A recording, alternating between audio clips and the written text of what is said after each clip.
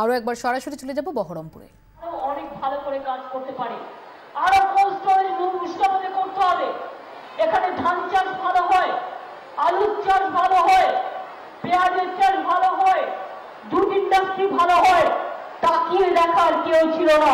আমি আপনাদের বলছি, আমরা ইনস্ট্রাকশন দিয়েছি এখানে যাতে চাষবাস ভালো হয়, আরো ভালো করে চাষিদের সুযোগ সুবিধা দিতে হবে এবং সেটা আমরা নজর রাখবো। গঙ্গার ভাঙন একটা বড় এখানকার স্থায়ী সমস্যা। আমি চিফ সেক্রেটারিকে বলেছি এটা কেন্দ্রীয় সরকারের অধীনে, কেন্দ্রীয় সরকারের সাথে এটা নিয়ে কথা বলতে।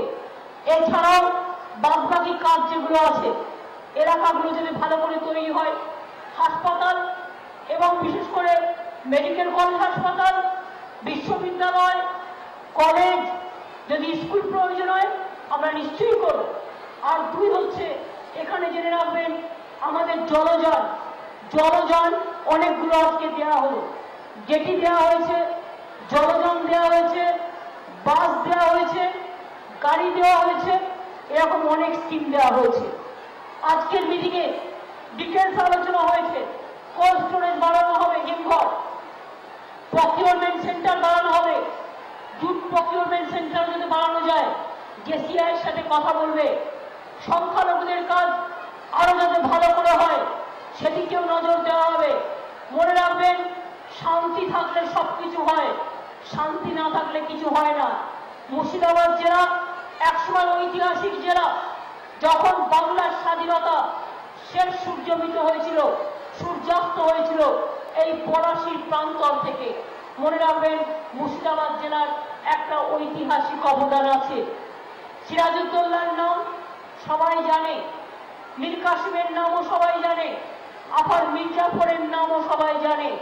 মনে রাখবেন, তারপর থেকে আর নাম কাম নয়, কাজ নয়, কিছু কিছু নামেরও পরিবেশন নিয়ে জেলাটায় কাজ করা হয়নি। দীর্ঘদিন ধরে একটা জেলা, স্বাধীনতার ৬৬ বছর পর কেন আজকেও শুনতে হবে ওখানে একটা ড্রেনেজ হয়নি, ওখানে একটা নোংরা আবর্জনা ফেলার জায়গা নেই, ওখানে একটা স্কুল নেই, ওখানে গঙ্গার ভাঙন, ওখানে বিড়ি শ্রমিকদের ভাগ্যে কিছু জোটে না। অর্থাৎ রাজনীতি বেশি হয়েছে, কাজ কম হয়েছে। আমি সবাইকে অনুরোধ করব মন দিয়ে কাজটা করবার জন্য, এবং এই কাজটা করবার জন্যই আজকে আমাদের এখানে আসা। আমি আবার পুজো টুজো হয়ে যাক, পুজোর পরে আমাদের সবাই আসবে, আমি আবার আসবো।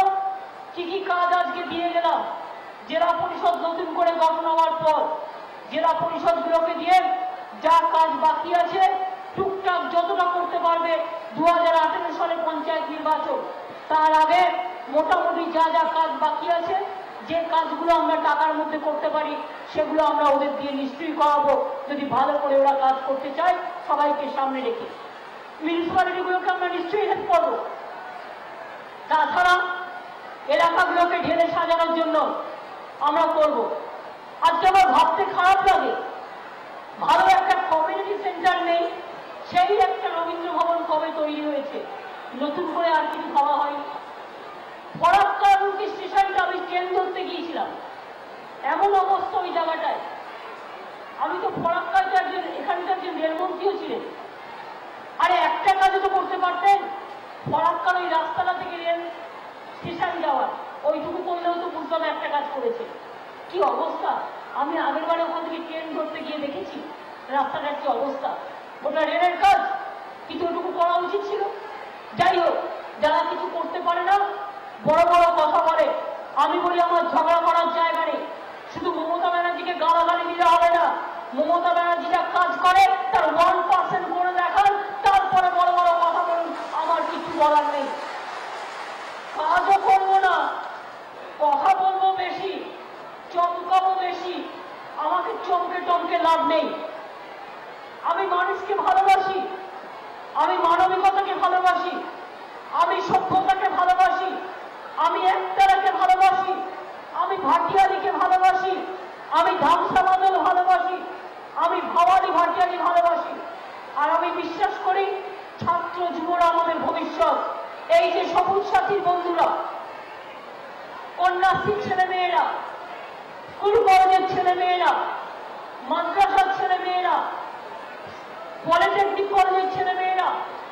আইটিআই ছেলেমেয়েরা এরা একদিন বাংলায় বিশ্ব সেরা হবে, এটা আমার স্বপ্ন। সেই স্বপ্ন দেখাবার জন্যই এদের নিজে পায়ে দাঁড় করানো আমার কাজ। তাদের আমরা সাহায্য করে যাব। আমার 40,000 কোটি টাকা কেন্দ্রীয় সরকার কেটে নিয়ে যায় সিপিএম এর বামফ্রন্ট সরকারের জমানায় দেনা করবার জন্য। এই টাকাটা যদি আমায় না দিতে হতো আরো অনেক কাজ আমি করে দিতে পারতাম।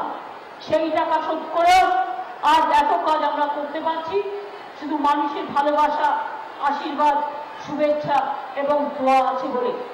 আমি আগামী দিন বিশ্বাস করি আরো 3টে প্রজেক্ট আমরা করে দিয়েছি। মানুষ জেনে রাখুন, এখন থেকে 27শে মে আমাদের দ্বিতীয় সরকার জন্ম নিয়েছে। 27শে মে থেকে যে বাচ্চাটা জন্ম নেবে, নতুন শিশু, একটা নতুন শিশু, একটা জন্ম, একটা গাছ, আমরা একটা গাছ দেবো তাকে।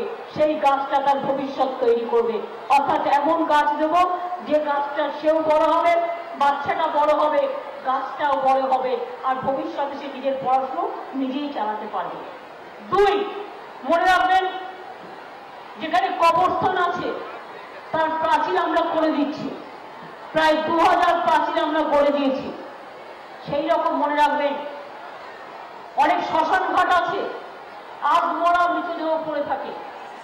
অনেক গরিব মানুষ আছে, মৃতদেহ পোড়াতে পারে না, কবর দিতে পারে না। যারা গরিব, মৃতদেহ পোড়াবার জন্য বা কবর দেওয়ার জন্য 2000 টাকা করে, তারা যদি না পারে পঞ্চায়েত সমিতি, মিউনিসিপ্যালিটি এবং আমাদের বিডিও যারা আছে তাদের বলবেন, তারা 2000 টাকা করে সাহায্য দেবে কবর দেওয়ার জন্য এবং মৃতদেহ সৎকার করবার জন্য। আর একটা পরিকল্পনা আমরা করেছি, এটার নাম হচ্ছে সমব্যথী। আর শ্মশান ঘাটগুলো আস্তে আস্তে সাহায্য করে সরকারিগুলো আগে আমরা বাঁধিয়ে দেবো আস্তে আস্তে। সেটা হচ্ছে বৈতরণী একটা স্কিম আমরা নিয়েছি। যেমন আমরা বেরিয়াল গ্রাউন্ডও করবো, আমরা তেমনি শ্মশান ঘাটও করবো। এই স্কিমগুলো মানবী স্কিম, এগুলো আমরা নিয়েছি এবং এগুলো আমরা করব। সামনে দুর্গা পুজো আছে, ভালো করে পুজো আপনারা করবেন এবং মহরমটাও যাতে শান্তিপূর্ণভাবে পালিত হয় সেটা আমরা দেখব। এই জেলায় আমরা শিল্প ভালো করে গড়ে তুলব। আমার তাঁত শিল্প, বিশেষ করে মুর্শিদাবাদ শিল্প খুব বিখ্যাত, মুর্শিদাবাদের টেক্সটাইল খুব বিখ্যাত। তারা যদি ভালো করে করতে পারে সেদিকে আমরা নজর রাখবো এবং সেগুলো আমরা করব। আমাদের অনেক প্রোগ্রাম আছে, গীতাঞ্জলি প্রোগ্রাম সংখ্যালঘুদের জন্য, সংখ্যালঘুদের দুস্থ মহিলাদের লোন, স্বনির্ভর গোষ্ঠীকে